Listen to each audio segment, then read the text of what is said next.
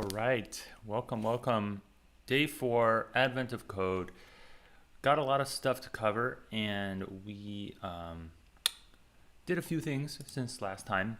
At the end of day 3, we did the kind of slopes across the trees problem, and afterwards, I was talking about how we really needed some more utilities to really make this work well, and so I made this utils.py at the time, and I've since added this generate template function that will basically make a nice kind of getting each day booted up, because I was seeing a lot of commonality. So I'm going to load that up and show you what that looks like. So import utils as ut.generate template, and we are on day 04. So well, we can just type 4. What I'm doing here is I'm actually doing a little formatting to get the files that left pad to be 01, 02. I realized that the files would start sorting weird when we hit 10, so I made that slight adjustment. So I'm going to run that, and what we should see is that the the new files will be generated, and I even made a template input file. So if we open up try to get this to reset. Sometimes Python can take a second. I also uploaded the code to YouTube. So not YouTube. I uploaded the code to GitHub. Let me show you where that is. It's in the links in the description below. But GitHub Advent of Code. So that's all here now. So for folks who are looking to kind of see the code more directly without kind of like scrubbing through the video, you can do that. I also got this to integrate with the built-in Git editor here, so that'll be nice. I think what we can do is just like check off both of these and have we'll commit these at the end later. So for the time being, I'm going to let's see, we made our two files. So here's day 4 and here's the input file. So it's just a blank file. I just wanted to make it so it's kind of there for us. I'm going to move some files around, change the order. And you can see this is the template that I created. Basically, here's part 1, and then again, the same thing for part 2. And we have our ut.getFile, utilities.getFile function that will take our file name and run that parse function through it. As a reminder, that get file function looks something like this. We're just going through each line, and for every line we're stripping the new line and running this parsing function on it, whatever I need to do for that line. So it basically maps that function to each line of the file, which when I say it that way out loud probably means I can shorten this considerably, but won't actually improve anything from a runtime perspective. So I'll leave that be. And with that in place, I think we are ready to go. Let's boot up our little stopwatch and let's go to our calendar. Here's day 4, about to get ready. So let's hit start and let's see what day 4 brings. You arrive at the airport and we realize that you've grabbed your North Pole credentials instead of your passport. While these documents are similar, naturally, North Pole credentials are not issued by a country, not valid for travel in most of the world.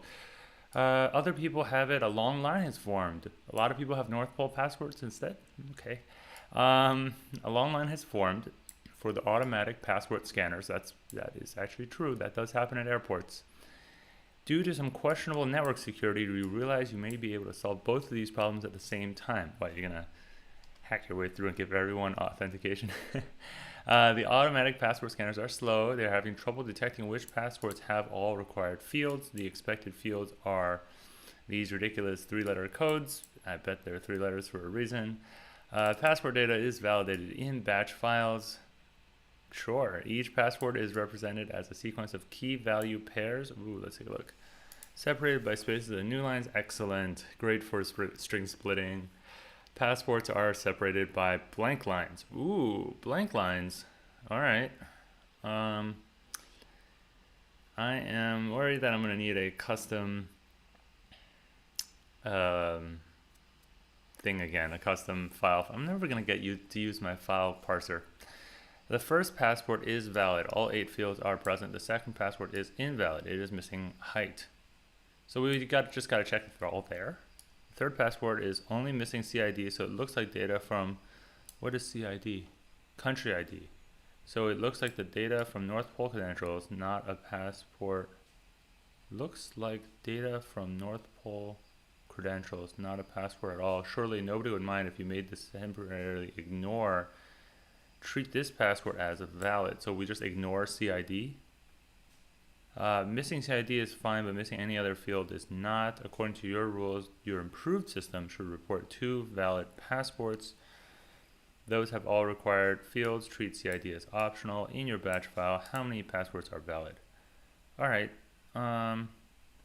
let's get our input. And Command A, Command C, go over to input, Command V, save that file. And let's grab the sample input as well.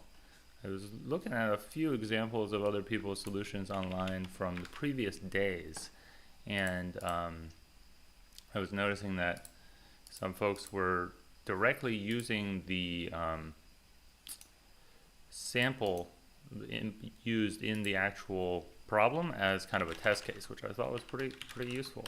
Input small.txt.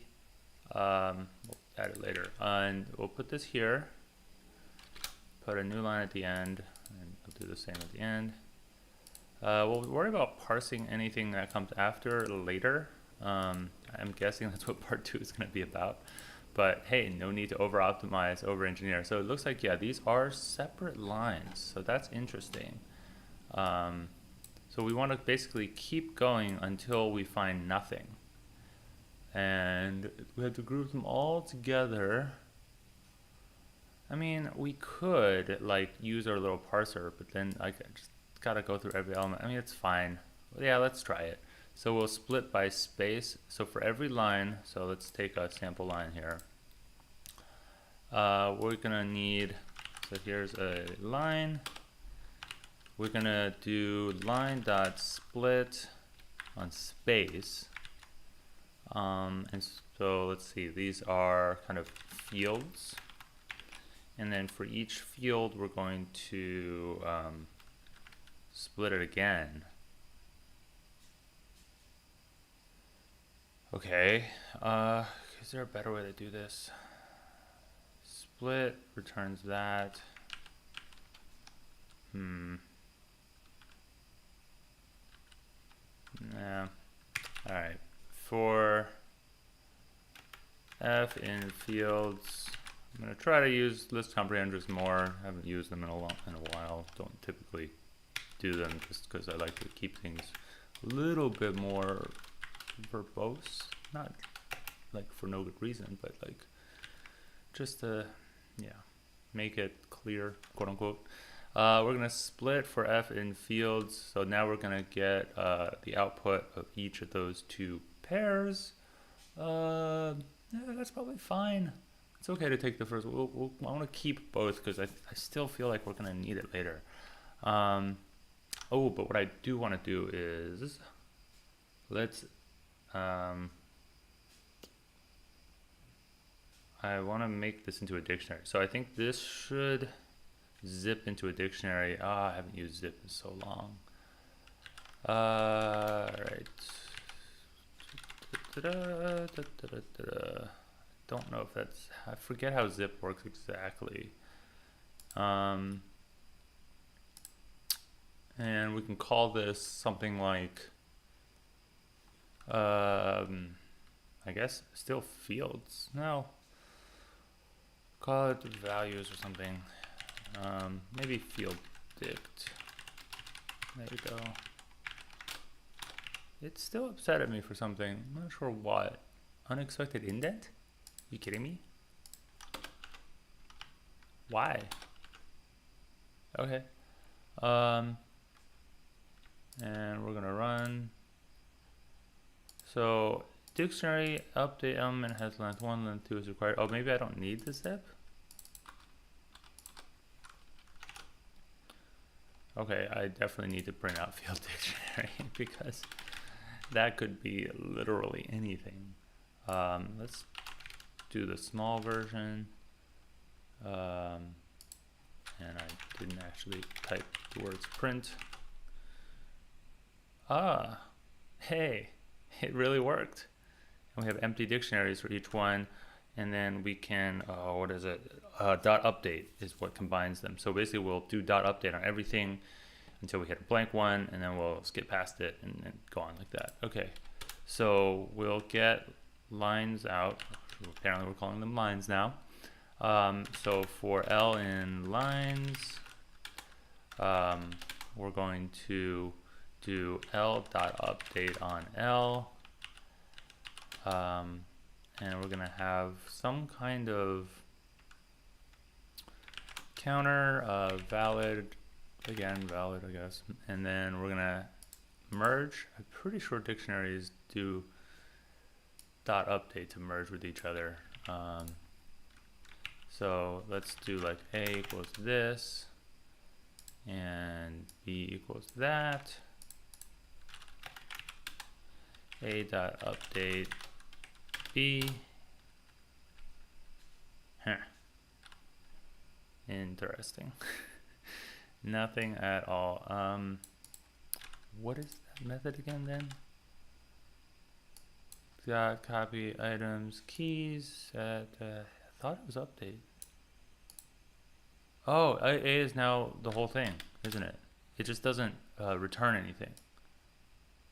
Right? Because before A was this thing, right? So none of them had 1, 2, 3, 4. Yeah, they only had like 4 keys each. Okay, so update works. This will not, however, because I need to have a blank dictionary for each cycle through, and then we can clear it each time. Yes. Oh, that's gonna be problematic later. But let's just call it passport equals blank. Oops, blank dictionary. Now we do passport.update with that. And just to confirm, I can do passport update on a blank dictionary. It doesn't screw up the dictionary. Good. If so, we can do if L, right? So if this, that's crap. Okay. Just checking to make sure empty dictionary is false. I was pretty sure it was, but you know, always good to check these kind of little things. So if we have a dictionary, then we go. If not, then passport clear.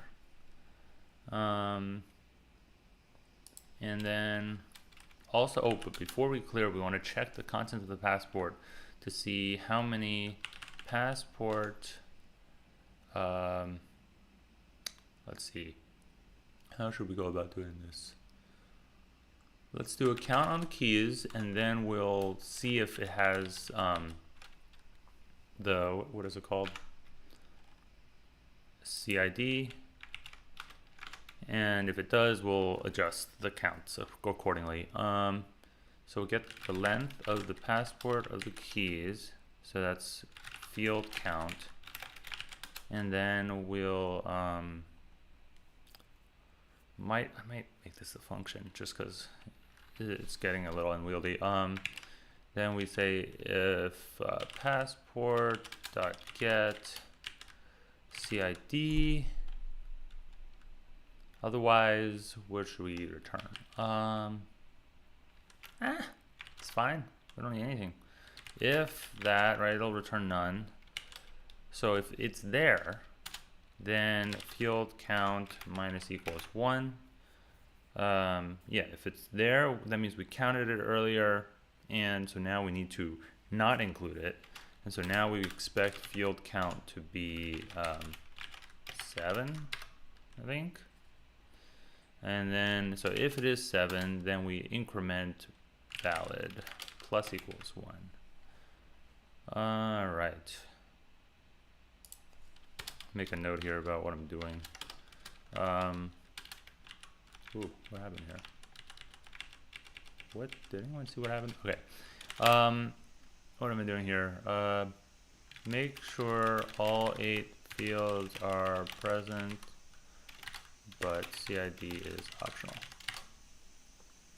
So if we have CID, we take that away in terms of the count. If we don't, then we just move on to here. We expect the fields to be 7. And we increment it, we clear the passports, and then we come back around at the end. We need to return valid. Always good to remember to do that. And we are expecting the answer 2, which is what we get.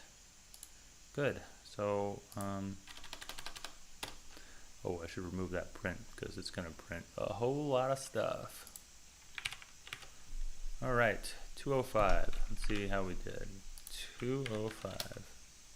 Oh, too low. Man, not batting very well. Not batting well today. So, how many... Alright, here's our small input. Here's a bigger input. We have blanks on every line. I mean, every other line.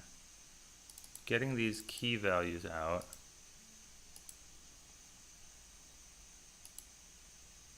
Alright, it says it's too low.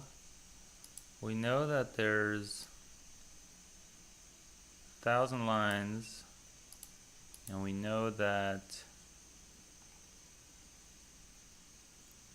the splitting 1, 2, 3, 4, 5, 6, 7. Oh, I pulled that from a random line, but we know that 1, 2, 3, 4, like this was grabbing all 4.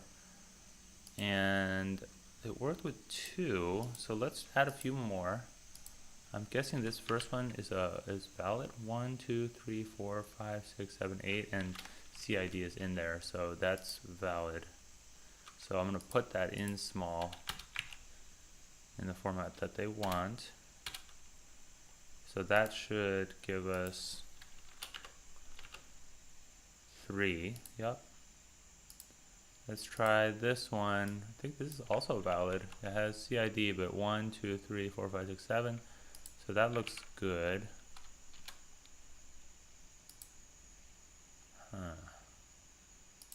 For each line, if there's a...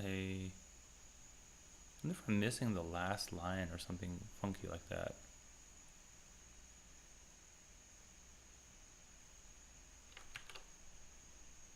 So I just put that here, and it's still saying 3. Why is it doing that? So this is an interesting case. It's the last line. It's somehow not capturing.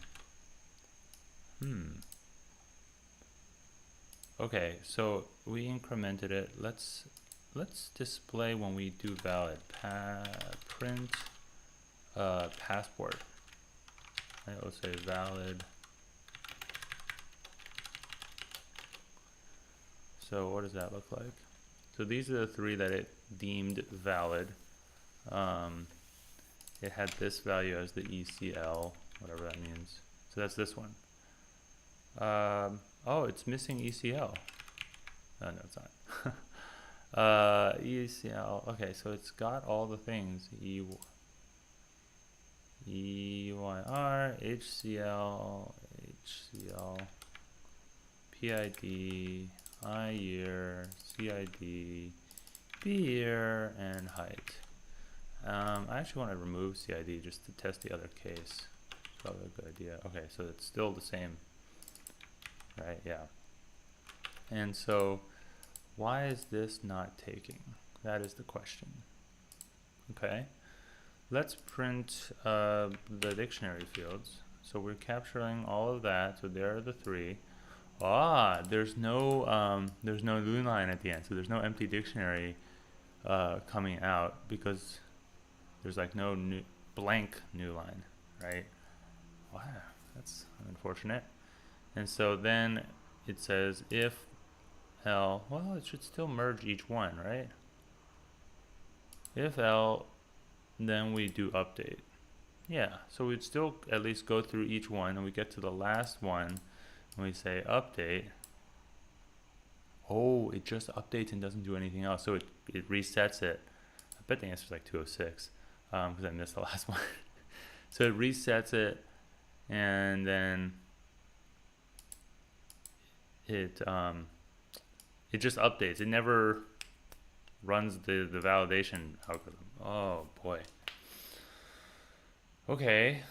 Okay, well, instead we can check to see if it's valid and only clear on, okay, we can move all that logic up. Let's move all of this up into the if statement. And the only thing we do when there's no L, when it's an empty dictionary, is just run clear. That's, I mean, it's okay. That should do it. That should get us to 4, yeah. And we can see that it just means that every single time we go through, we're checking all of this stuff. We can simplify it a little bit by saying if field count is greater than or equal to 7, then we do any of this. So like this way we don't have to do quite as many intermediate kind of checks. All that gets rerouted when we only have like 4 or something like that. And just to confirm, that still works. And I'm guessing my answer is 206. 209. That's weird. Why? Huh. How are we counting these valids? Am I like over counting by a lot? Well, it did say that I was under, so I'm not over counting. Oh, now I'm too high? Okay, so I'm between 205 or 204. Should we just brute force it? Oh, that's embarrassing. Why did it go to 209? That's odd. That should not have happened. So if we're here, here, it's still 209. I mean, the reality is I should have it be like more like here, but this gives 205. Wow. So, oh, I didn't paste that right though. So let's get rid of that. This goes here. What am I missing? 205, and just to confirm, 209. Okay. And we actually see it here. Okay, let's take a look here. This was the last valid, 1967 on BYR, whereas here the last valid was 2010 IYR. 1967. So we got that. See, that's why I'm starting to think that it like is somehow missing it's counting the last one as like 4 distinct values, which is really strange. So let's see how the file ends here. So the file ends right there. That's the last line. That's this one right here, and it doesn't have that extra new. You know what? You know what they say about out of end of code? Just change the inputs ever so slightly, and then it'll go. There we go. It is 206, as I expected. I still don't fully understand why. Yeah, there it is, 206. Why did it not? So, towards the end, in those final 4 lines, when I put it up here, each time through, what, there were enough fields? There couldn't have been, because there's only like 2 fields and 3, and then 4 and 5, and then, oh, I don't know. It's odd. Because, oh, well, no, I was putting the if statement to on the 7s here, because there is this problem, right? That keeps undercounting the fields. And then, no, I don't know. All right. I'm glad that we fixed it. Part 2, line is moving more quickly. You hear overhead security talking about how passports with invalid data are getting through. That's suboptimal. You can continue to ignore the CID field, but each other field now has strict rules about what values are allowed. So now, okay, as suspected, we need to now check all of these things present and valid. Here are some example rules. Here are some invalid passports. Here are some valid passports. Thanks for these test cases, yo. Count the number of valid passports, those that have all required fields and valid. All right, so let's get our part one stuff and stick it in part two. Oh, that's a starting point. Oh, wow. I think I just copied a little bit too much here. Okay, so here's part two. And I'm gonna nix that print statement. And we're still printing the valids.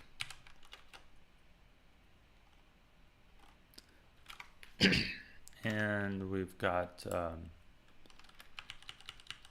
notice that I am calling parse one right now, but we may change that. Okay, just wanted to get it to this state. Okay, now we need to have it be once the field count is good and the CID is validated, assuming there's no rules on CID here, since it's an optional field anyway, ignored, right? So these are the rules, and we need to say if it's valid. Now here's where we need to check the rules, right? Only if we find that. So I'm going to change this to valid rules, a dictionary, and here are the rules. I'm going to make this go away while we code this up, and we're going to call valid rules on the passport. And so we're going to say if valid rules, then we will increment valid. All right, and our input still has that extra new line so that we make sure we clear the last one. Man, that was crazy. And let's code this up. So valid, oh, not valid rules, d at birth year, BYR, and we are expecting birth year BYR to be a 4-digit number, so at least this number and most that number. So we'll convert that to an int, and we'll say if 1992 greater than or equal to, less than or equal to 2002. And we can say if not this whole thing, then return false. So this whole thing is just going to go by invalidation assumptions here, and then return valid on invalid 2003. Here's some invalid passports, BYR. 1992 is invalid. Oh no, it's because of some other field, I'm guessing. Yeah, okay. So these are, I'm pretty sure these are going to all be inclusive of their date. And at the end, we're going to return false. And we're checking now IYR at least 2010, at most 2020. If that's not true, return false. And then we got if not, what is it? EYR 2020, at most 2030, return false. And then we got height. All right, so we got something that's not 4 digits and has a number followed by either CM or IN. So a couple ways to work that. We could either do a ends with or a, but even, well, that'll give a true false, and then we can do a strip. Kind of a weird way to do it, but it would work. It all depends on how weird the inputs get with height. Like It looks like most of these are all numbers that either are followed by IM or CM or they're not. I guess we can check it. We can check it. All right, so we can say what do we want to do here? D at height that ends with CM or IN, right? So if it ends with one of these two, I feel like it should be like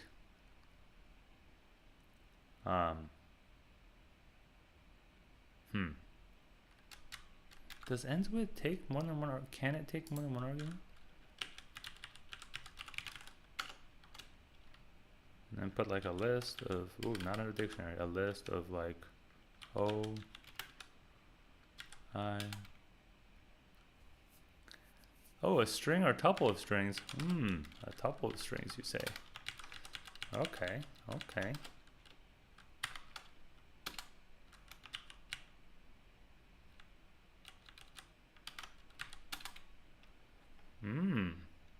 I like that. All right, so you can have a tuple of strings. So let's use that to our advantage. All right, so a tuple of strings. So if it ends with either of those, then what are the rules again? It has to be a number before that. So we still really care about which one it is then. Oh, but it's always two characters. Okay, so then we can say this everything from the beginning up till 2 before the end. All right, so like 120 cm 2 before the end is just 120, and so if this is an integer,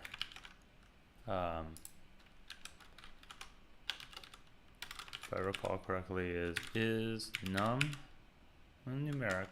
All right, then we're good to go. So we can actually just and that. If not this whole thing, then false. Oh, return. Just false. Oh, also we wanted this to be true, remember? All right, if, what else we got?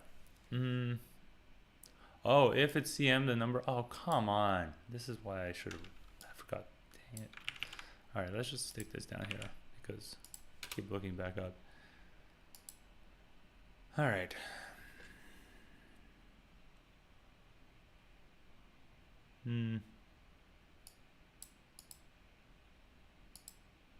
All right, so let's say if it ends with this, let's fix the parentheses, ends in centimeters, and then we can say then we want this to be at least 150 and at most 193. Oh, and we still have to confirm that if it ends in centimeters and is numeric, if that is the case, I mean, we know it's numeric because in the case where it doesn't end in centimeters, oh, then it would fall into that hole. So anything that is not both ends in centimeters or inches and is numeric will return false. So everything outside of that has to be that it does, right? So I don't need to check for this anymore. We can assume that it's numeric. And so in the case where it ends with centimeters, we should be able to convert this without crashing. We'll find out, I guess. And we want to say if not this whole thing, and we're going to do the numerical comparisons once I move my cursor over. 150 greater than, less than, 193 greater than, less than, or less than equal to, return false. All right, we got there. All right, same story, but once more. We got this, what is it? We have inches, and it's 59. I really don't think we're gonna be seeing this stuff come back tomorrow, but who knows? Okay, so if n's in inches but isn't in this range, then we return false. Great. Next one, hair color.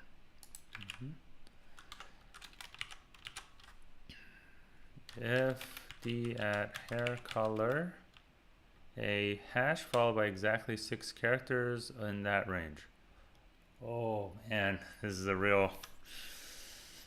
Who remembers their regex? I don't remember my regex. All right, so let's do this.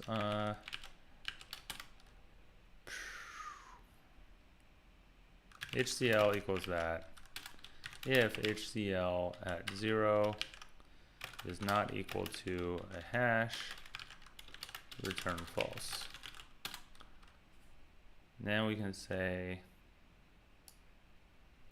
HCL for from position 1 to the end should be exactly 6 characters. So length of that must equal 6. If that's not true, return false. And now we have to check that those 6 characters are indeed in this range. Regex. All right, if I don't want to check the internet for anything and only use my prompt, and I mean, I know it's like find, and you can do the curly braces or parentheses, and you do the A-F. I guess I'll leave the clever solutions to the folks back home. So I will do the lame version for character in HCL from 1 to the end. If C dot is numeric, then we're fine. You know, like it's a number, so that's good. Continue. If C dot is alpha, I believe it is is alpha, then we need to say are there capital letters in HCL? We'll find out later, I guess. A little bit of tricky debug time though. C is and I think this will work. Less than or equal to C, less than or equal to F. Let's confirm this. C equals 3. That's false. C equals D. That's true. C equals A. Great. Ooh, C equals, I'm pretty sure this won't work. C equals capital A. False. So this is where if it's, you know, continue. Oh. If what? If not, then could do a else on the for loop. Continue through the whole thing, and they all go. Oh, that's not quite right. If it is numeric, it's fine. We just continue. If it's alpha, if it's not, if it is alpha, that's fine too. No. If you combine these two criteria, it's if not is alpha and isn't in this range, then we return false. We're gonna need print statements on all these false returns, aren't we? All right, next one. Height, hair color, eye color. Eye color D at ECL, exactly one of this set. Okay. Let's just do that. Not in list. I'm going to use Sublime here. Maybe. I don't even know if that's going to be any good. I don't think it will be. Let's just do it with their little quote adder. Haha. And actually, you know what? We can use a tuple here. It's immutable. May as well. Best practices, right? Okay. If this not in that, return false. One more, almost there. And we've got PID, passport ID. Oh, what's the rule? I'll look at it in a sec. Just paste it down here. 9-digit number, including leading zeros. So it has to be a number, and it has to have a length 9. So D at PID, let's say length of that equals 9, and D at PID dot is numeric is true. So if this whole thing is not true, then not is numeric equals true, just is numeric, then we return false.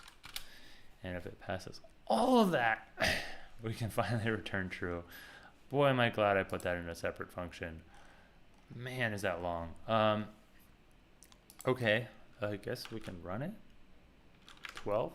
Is that anything? I mean, the odds that this will work, oops, 12. Almost just pasted like, yep, that is not the right answer. Fair enough. I mean, yeah. Number of times I've gotten this right on the first try, very few. So, all right. So here are some. Here's a batch style containing 4 passports. Oh no, this is from day 1. Day 2 or part 2. So the first question is, let's just glance over these and make sure that I didn't have any obvious logic mistakes before we deep dive into any particular thing. Though this probably has the most room for error. I'll say that right now. Because if it's numeric, we're just skipping over it. And if it's alpha, and it's, so this is where the logic is always confusing to me. Like, what about situations? Oh, come on, my Roomba. Wow, I've been doing this a long time. All right, so I will go fix the Roomba. I will be back.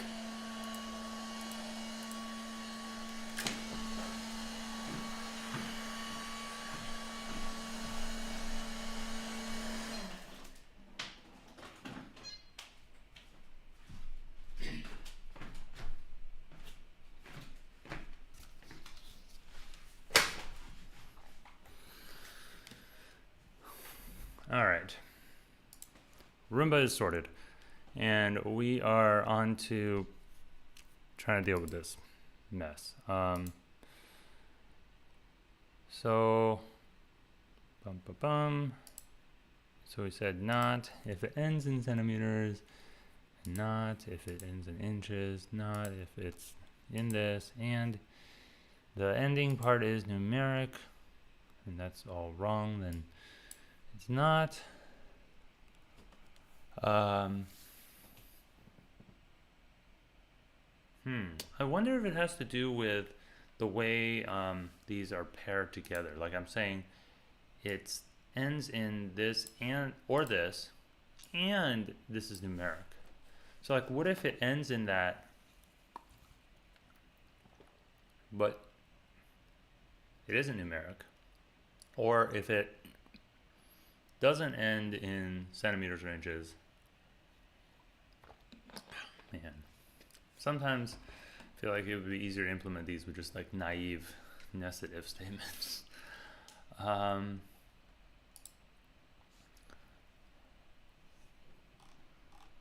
me just make sure I say if this is true, we add 1, like this is all still good. And we still need the old rules of there being 7 things. So here are some invalid and here are some valid passports. All right, let's take these. The small input is never used for anything real anyway. Like we're just gonna use these for testing. So it's okay to just overwrite these, I think. So I say 0. That's good. Okay, oh no, that's good. That's invalid passports. Okay, good. Oof. Close call.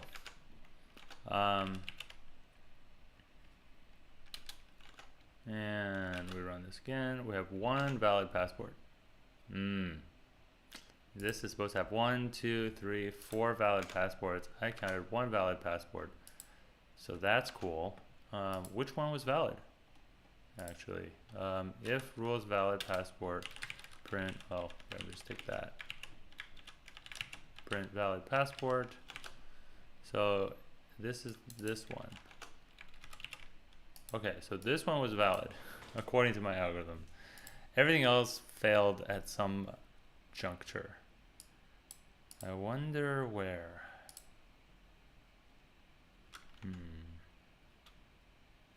I'm just glancing over some of these values here.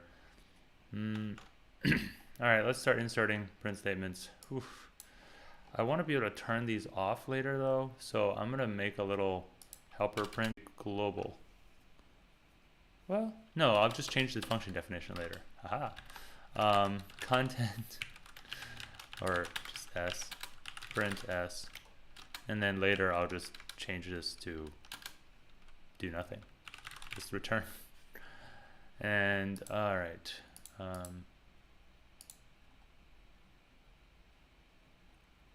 Yeah.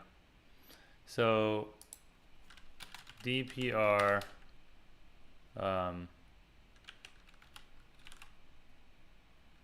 so birth year on this. So that's how I want to format these.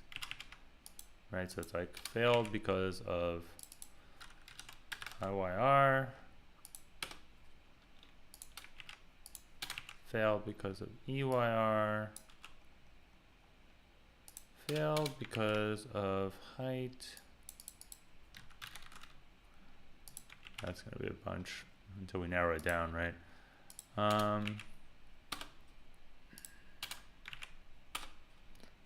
Let's just call this height inches, height centimeters, versus like height general. New line these. HCL. HCL, continue, return false. So we are too aggressively filtering out the true ones and call, so our rules are too aggressive? Are you kidding me? All right, let's see here. So we are tripping up on BYR. Really? Man, all right, what did I do wrong? Or, I mean, it just means I messed that up, and there could be other things too. So, birth year, 1980. Yeah, that's out of range. Or are these supposed to be incorrect? Says it's valid. What? 1920 and 2002?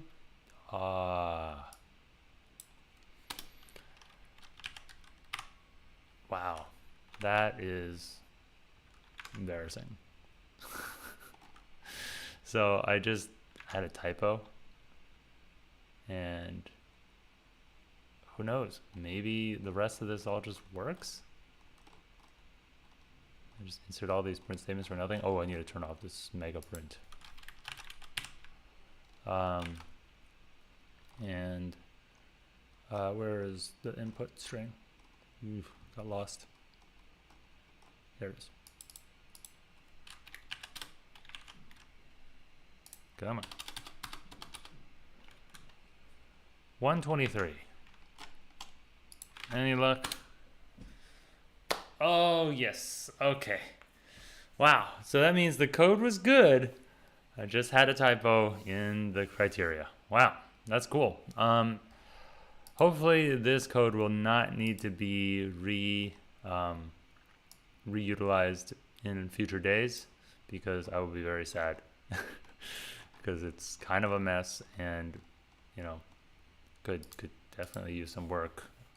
Let's comment out this print statement and let's do the push. Do all three, day 4, commit, and we're in. And I guess I should also git push the actual repo up. Yes, git pull, git push. Oh no, I always mess this up. Git pull origin main. Why?